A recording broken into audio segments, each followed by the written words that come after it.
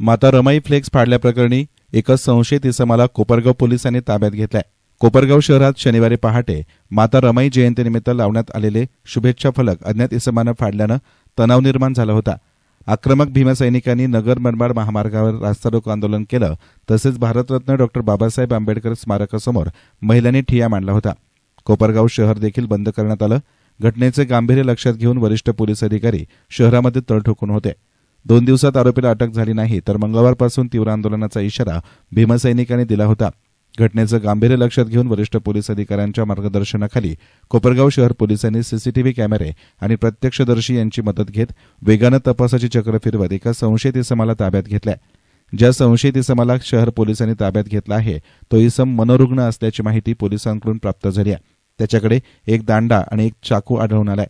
CCTV कॅमेऱ्यामध्ये कैद झालेली व्यक्ती तीच आहे का याची खात्री करण्यासाठी पोलिसांनी प्रत्यक्षदर्शी महिला आणि तरुणांना बोलावून घेऊन खात्री केली आहे।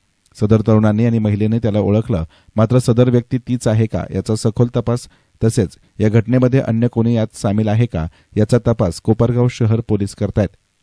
येस9 मीडियासाठी प्रतिनिधी युसुफ रंगरेज, कोपरगाव।